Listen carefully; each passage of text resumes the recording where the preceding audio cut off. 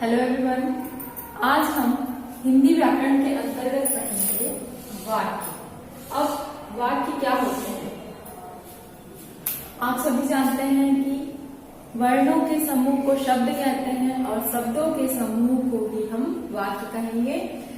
शब्दों का ऐसा समूह जो किसी भी विषय का, किसी व्यक्ति का, किसी वस्तु का या अन्य किसी भी चीज का क्या करता है कि एक सार्थक अर्थ प्रकट करता है, वही वाक्य कहलाता है। हम वाक्य की परिभाषा ऐसी कह सकते हैं कि शब्दों का सार्थक समूह जो एक सार्थक अर्थ प्रकट करता हो, जिसका अर्थ निकलता हो, वही क्या है? वाक्य है। मनुष्य के विचारों को जो है पूर्ण रूप से व्यक्त करने वाले पद समूह को ही वाक्य कहेंगे या वाक्य कहा जाएगा। अब जैसे मैं विद्यालय जा रहा हूँ, मैं खाना खा रहा हूँ, वह पढ़ रहा है, ये क्या है? एक सार्थक अर्थ प्रकट कर रहे हैं, वाक्य। यही क्या है? वाक्य है।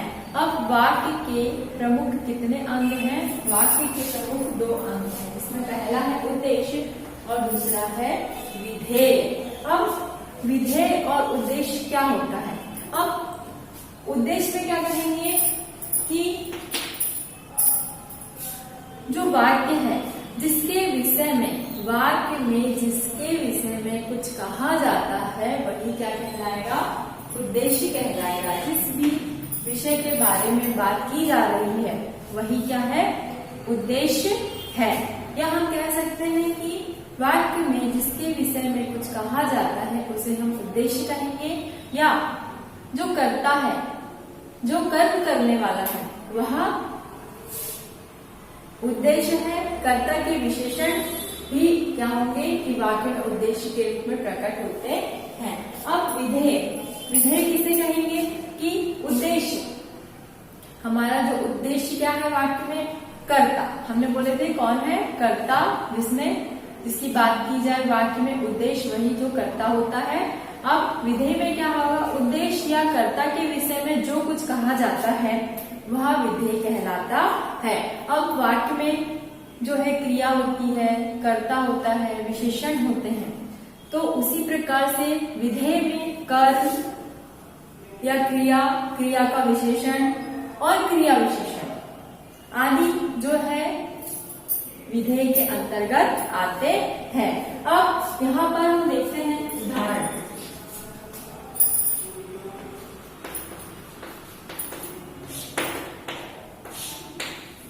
उदाहरण नंबर 1 कि उद्देश्य और विधेय कौन कौन से होते हैं हम समझते हैं। यहाँ पर गांधी जी को बच्चों से बहुत प्रेम था।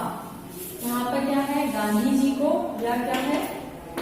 उद्देश्य, या हम कह सकते हैं कि कर्ता या कर, और बच्चों से बहुत प्रेम था। ये क्या हो गया? वाक्य का विधेय। दूसरा उदाहरण देखते हैं।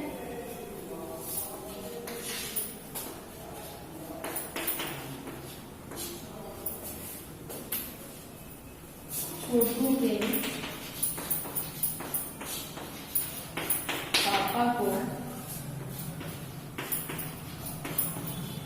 बाजार जाना था। छोटू के पापा को बाजार जाना था। ये क्या हुआ? उद्देश्य और बाजार जाना था। ये हो गया विधेय। अब इसी प्रकार से अन्य उदाहरण है। सरपंच के लड़के ने कक्षा 12वीं में प्रथम स्थान प्राप्त किया। हमारे गांव के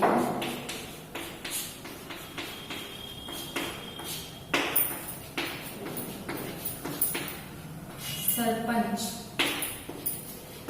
ये क्या हो गया? उद्देश्य और विधेय। हमारे गांव के सरपंच के लड़के ने कक्षा 12वीं में प्रथम स्थान प्राप्त किया। हमारे गांव के सरपंच के लिए क्या हुआ, वाक्य का उद्देश्य, और के लड़के ने कक्षा 12वीं में प्रथम स्थान प्राप्त किया, ये क्या है, विधेय। अब हम देखते हैं कि वाक्य, हमने देखा वाक्य के अंग देखे, अब वाक्य के कितने प्रकार होते हैं। अब वाक्य के प्रकार या वाक्य के भेदों में जो है, एक है रचना के आधार पर और दूसरा है अर्थ के आधार पर। अब हम देखते हैं वाक्य के भेद या प्रकार। वाक्य के मुख्यतः जो है 2 प्रकार होते हैं।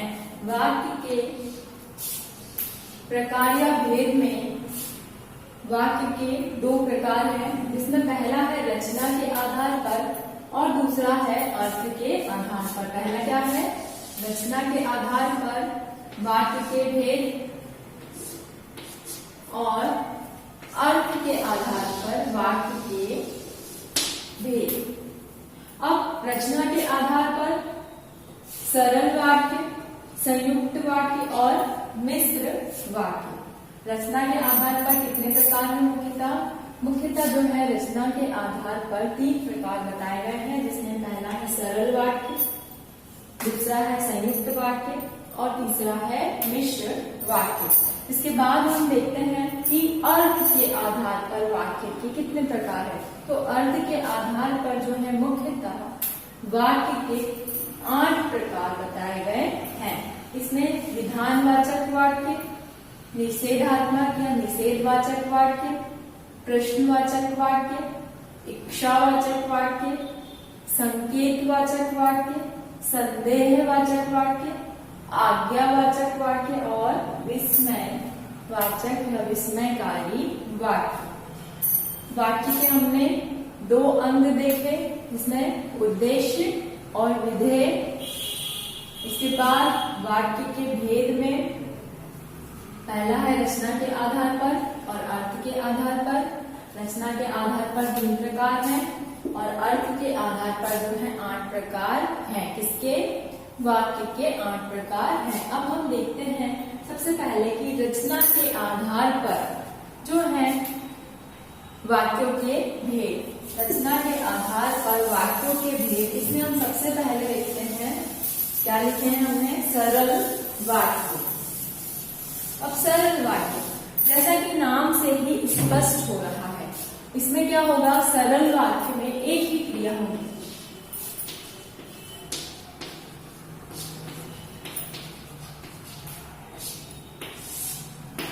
सरल वाक्य क्या होगा, जिस वाक्य में एक ही उद्देश्य होता है, या हम साधारण शब्दों में कहेंगे कि एक ही क्रिया होती है और एक ही विधेय होता है, वह क्या कहलाएगा, सरल वाक्य कहलाएगा। जैसे उदाहरण, सभी छात्र कक्षा में एकत्र हो गए। यहाँ पर हमने परिभाषा में क्या देखे, सरल वाक्य किसे कहेंगे कि जिसमें एक ही उद्देश्य और एक ही विधेय होता है या एक ही क्रिया होती है, ऐसे वाक्य क्या कहलाएंगे, सरल या साधारण वाक्य कहलाएंगे। उदाहरण में देखा कि सभी छात्र कक्षा में एकत्र हो गए। इस उदाहरण में एक ही क्या है, क्रिया है और एक ही उद्देश्य या क्रिया और एक ही विधेय है। दूसरा उदाहरण देखते हैं, राम अपना गृह कार्य कर रहा है। यहाँ पर राम कौन हो गया, कर्ता, और गृह कार्य यानी करना। तो ऐसे वाक्य में क्या होगा, सरल या साधारण वाक्य में एक ही उद्देश्य और एक ही विधेय होगा। और यहाँ हम कह सकते हैं साधारण शब्दों में कि एक ही क्रिया का होना सरल या साधारण वाक्यों की क्या है, पहचान है। अब इसके बाद जो है हम देखते हैं कि संयुक्त वाक्य। संयुक्त वाक्य में क्या होगा, दो वाक्य जो है आपस में समुच्चय बोधक के द्वारा जुड़े रहेंगे और क्या होगा कि इसमें दो या दो से अधिक वाक्यों के उद्देश्य हमें दिखाई देंगे। अब दूसरा देखते हैं हम संयुक्त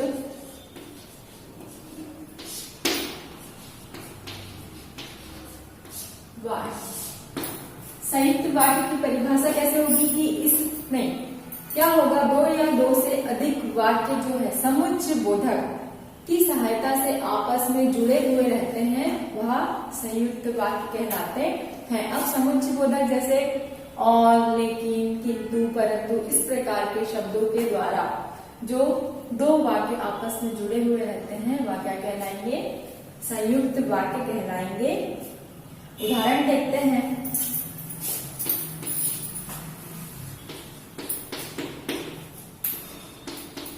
राम उठा और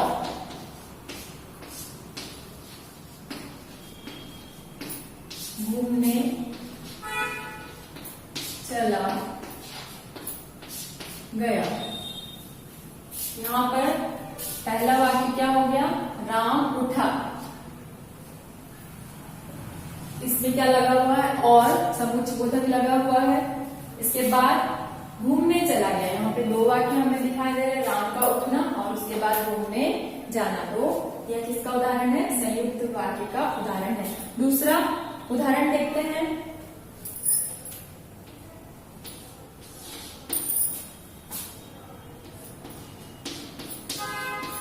चाचा जी ने शाम को बुलाया, लेकिन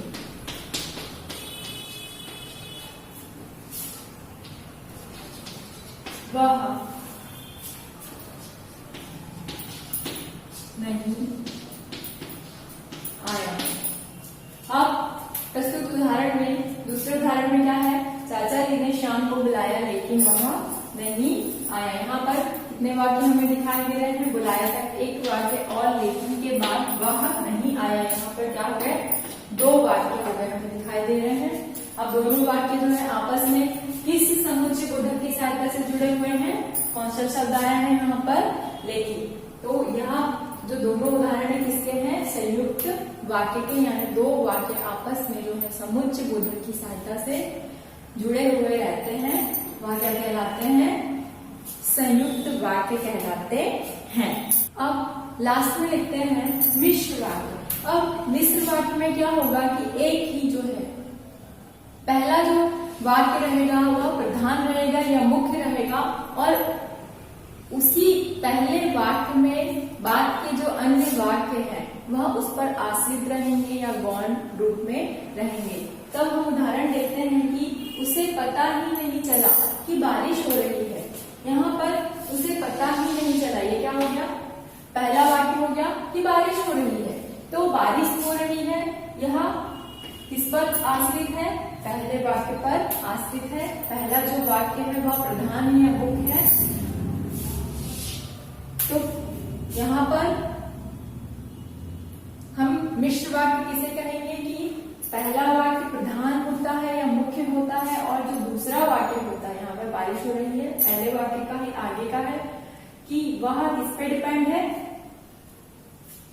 पहले वाक्य पर। इसी प्रकार जैसे ही रवि आया हम खेलने चले गए, पहला वाक्य यहाँ पे क्या है, मिश्र वाक्य में प्रधान है और जो दूसरा वाक्य है वह उस पर आश्रित है या गौण है। तो मिश्र वाक्य की पहचान, पहला वाक्य प्रधान है, मुख्य है और दूसरा वाक्य जो है उसके आगे का वाक्य पहले वाक्य पर आश्रित है, वह मिश्र वाक्य है। तो हमने देखे कि वाक्य के मुख्यतः दो अंग हैं, जिसमें उद्देश्य और विधेय। अब वाक्य के प्रकारों में रचना के आधार पर और अर्थ के आधार पर, तो आज हमने रचना के आधार पर पढ़े। वाक्य के मुख्यतः 3 प्रकार है, जिसमें सरल वाक्य या जिसे हम साधारण वाक्य भी कह सकते हैं, कि जिसमें एक ही उद्देश्य होता है और एक ही विधेय होता है और एक ही क्रिया होती है। उसके बाद संयुक्त वाक्य। संयुक्त वाक्य में क्या होगा, 2 वाक्य आपस में जुड़े हुए रहेंगे और वह दोनों वाक्य किसकी सहायता से जुड़े रहेंगे, समुच्चय बोधक की सहायता से जुड़े हुए रहेंगे। उसके बाद मिश्र वाक्य में क्या होगा कि जिस वाक्य में जो है एक वाक्य प्रधान होता है और दूसरा वाक्य उस पर आश्रित होता है, वह मिश्र वाक्य कहलाता है। इसके बाद के वीडियो में हम देखेंगे कि अर्थ के आधार पर जो वाक्य की मुख्यतः 8 प्रकार है, उनको हम पढ़ेंगे और समझेंगे।